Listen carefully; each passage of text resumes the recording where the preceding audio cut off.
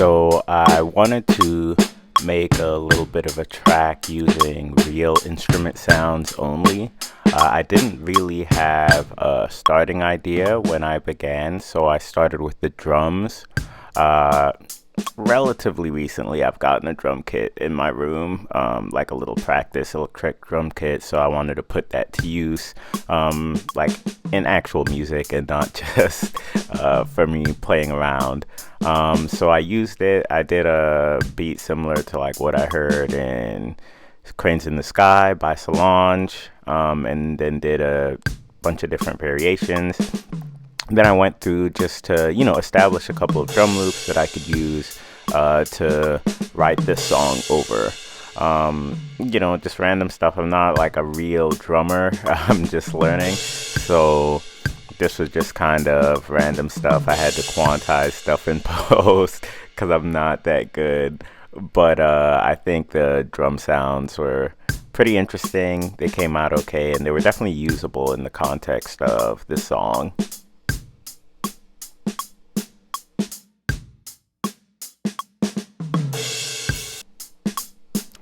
Okay, so when it came time to actually start doing more than the drums, I was still like kind of out of ideas. So what I did was, and I'm being completely honest here, I went on YouTube and I looked up Herbie Hancock chords.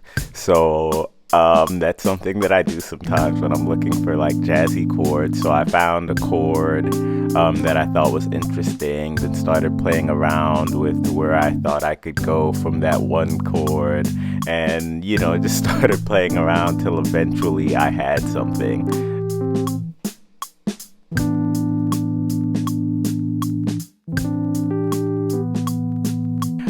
And I just kept playing around, came up with some stuff, and then I went on that process that I always do of trying to play things over and over. I did the same thing with the drums until I get takes that I actually like. And I did that for, a couple of different parts so I could have some variations.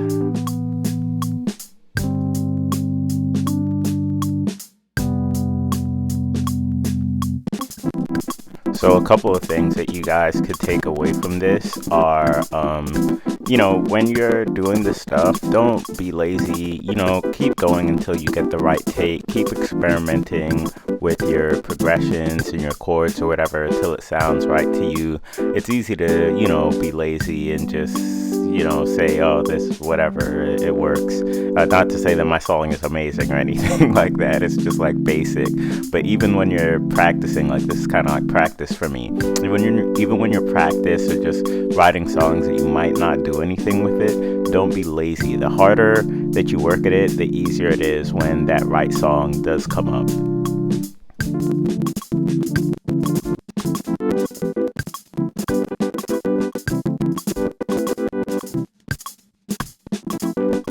And another thing you could take away is, at least from like the way I wrote the song, I had one chord progression that sounded one way, and then I wanted to not just change the drums, but change what I was doing harmonically with the chords to kind of present a different idea and take the song from one feeling, one mood to something else.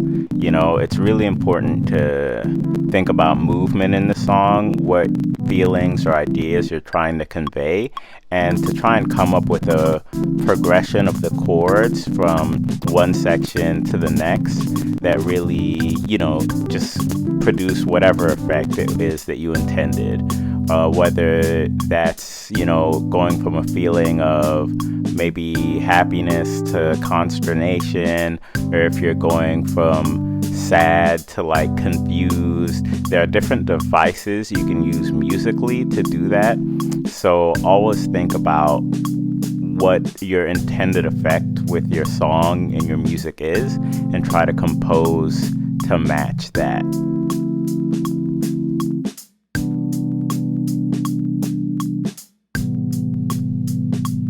If you've made it this far in the video, thank you for watching. There's still a lot more coming up. Make sure you remember to give this a thumbs up if you're enjoying it.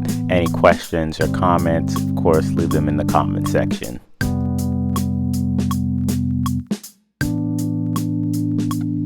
So once I was done kind of arranging the chords and how that would go, I was ready to, work on some bass lines. This time I pretty much let the bass follow the chords, and tried to do, different little variations. But generally when I'm playing bass, I keep it pretty simple and just like go with the groove that's already there.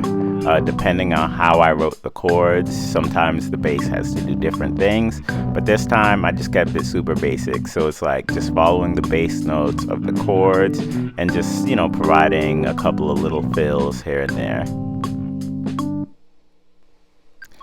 And sorry if the audio in some of these shots are kind of rough. I used a Nikon D7000 for shooting some of this, and the preamps in that kind of suck. I didn't know, because it doesn't have a headphone jack, how it was going to sound afterwards. So I don't really like the audio quality, but I think the footage is still valuable, and the audio is good enough for you to kind of get my point.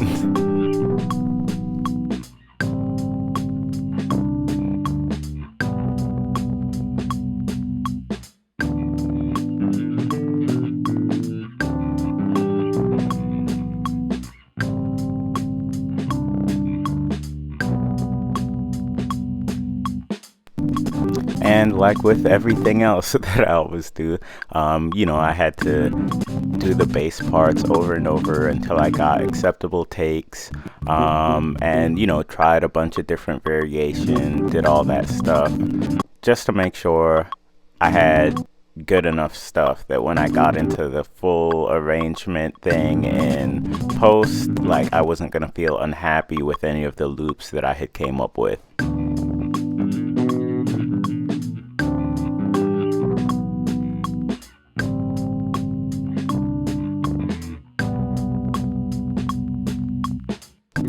And I think that's a really valuable idea you could take from this, because I do a lot of different, artistic things, music, photos. One of the things that will always haunt you is if you regret, if you're taking photos, getting a certain shot, or if you're doing music, getting the right take, or, getting a variation afterwards. You really, anytime you're producing stuff, you want to exhaust everything, every idea, every attempt, everything. You want to be very exhaustive before you walk away from things, just so you don't have any regrets. So the next thing I wanted to do was, get a little bit of a different timbre going on, or timbre, or however you say that word. So I hooked up my guitar. If you guys are interested in how I get I think it's pretty good, a good acoustic sound out of the piezo pickups in my Parker, let me know in the comments. I can make a video about it. But I wanted to kind of take that chord progression and then kind of take it somewhere else, with a different instrument, a completely different tone, just to really take the song and give it like a whole nother dimension, a whole other part, something that's different, that'll stand out a little bit.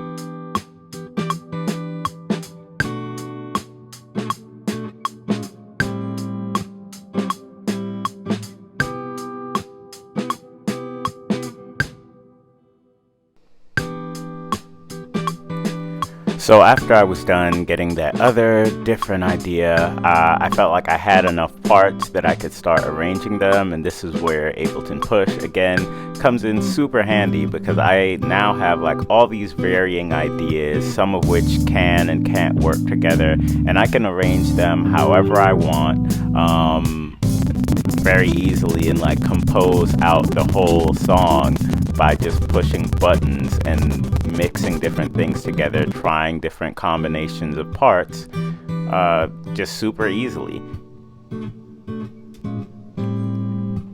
Then once I had that done, I wanted to go through and kind of come up with a guitar solo. So, I just played around until I found some ideas that I felt were keepers. Then I expand on those, like figure out how I'm gonna tell a story with it. And I guess I could discuss with you guys while that's going on how it is that I write my guitar solos. So pretty much when I write a solo, I want to take you from one place to the next place a lot of the time, or I just generally have like an intent behind it. Like I want it to do a certain thing. And I think that's really important. I think that's what differentiates me maybe from some other guitar players who may even be better than me technically, but the music doesn't sound interesting. Like I have an effect that I'm trying to do. Like every instrument, every part, all of the, like it's all to create an effect or a feeling. So when I write out my solos, it's with that purpose in mind. So I don't use any notes or do any things just to be extra. It's all to tell whatever the story is or convey whatever the feeling is that I want to convey.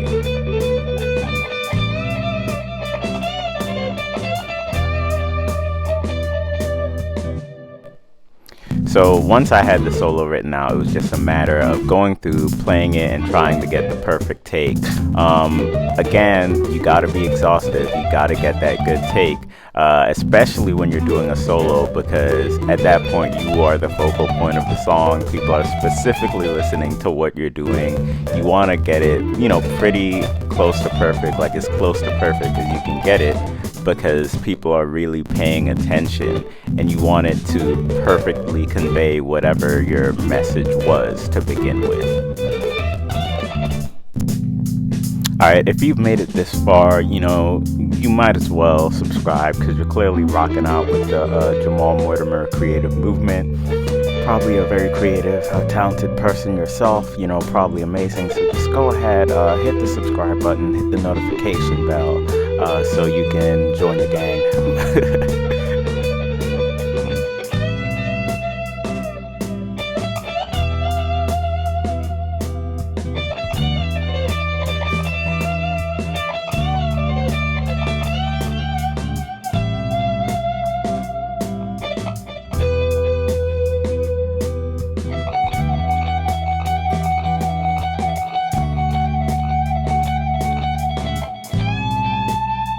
Yeah, and usually for me, the guitar solo or solos is what I do last, unless I'm doing a song where I'm recording vocals.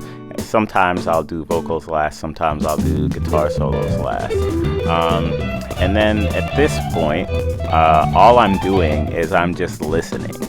I'm just listening to the song, listening to what I've made, to make sure that I'm okay with it, to make sure that it sounds good enough, to make sure I don't have to go back and fix anything. And I'm only showing you guys one listen through, but I listen through several times before I even go or think about mixing or anything like that. Before I think about any of that stuff, I want to go through and I want to make sure I'm okay with this, okay? You never want to have regrets on how you executed a song or a photograph or a video or whatever it is you're doing. You don't want to have regrets. You want to be able to do it, make it, put it out, leave it out there, and be happy and hands off and just go on with your life. If you're not exhaustive, if you're lazy and you think, oh, well, I think I got it, and you don't listen enough, you might end up, hearing mistakes. I've done that before. You end up hearing the mistakes, and then you're like, oh man, I wish I could fix this or fix that or change this or change that. But it's too late now because you've already put it out there. So put in the work. And definitely, okay, even though I said all that, definitely don't be like, oh, well, this sucks, I'm not gonna put it out. I mean, every once in a while you're gonna have a song that's like, maybe you just feel like it's very terrible, like, I don't like this song that much, but it's okay, so I put it out there. Like, I'm not putting this on a project. This is just, people know what this is. This is just me messing around, so it's okay for it to be out there. You want to be exhaustive, and you want to actually put your work out there so people can hear it, so you can get feedback. The more you do it, when you do actually get to that song that you think is like that greatest song, blah, blah, blah, like you will know how to perfect it. You will know what to do. You will know how people may react to it, or at least have a better idea, because you've been putting your stuff out there. It's super important when you're making art to put yourself out there. Like, that's the whole point. we make things, you know, we can have all these romantic notions about doing it for ourselves, blah, blah, blah. And yeah, that's true, right? I don't make music for anyone in particular. I make it because I like to make it. But at the same time, don't fool yourself into thinking, oh, I don't want anyone to, like, you do want people to hear it. You want it to be good and you want people to like it, okay? So don't be scared to put in that work, perfect it as close to perfect as you can so you can share it with the world and the world can benefit from your amazing, artistic, creative, whatever it is that you made. All right, well, thanks for watching this video and listening to me ramble. You can hear this song on SoundCloud. Follow me on Instagram, Facebook, Twitter, everywhere. I do a lot of different types of videos, so check out the channel if this is your first time visiting. Give the video a thumbs up if you liked it, learned something, all that. Yeah, I think that's pretty much it, you know. Feel free to holler at your boy anywhere. All right, keep on creating, guys.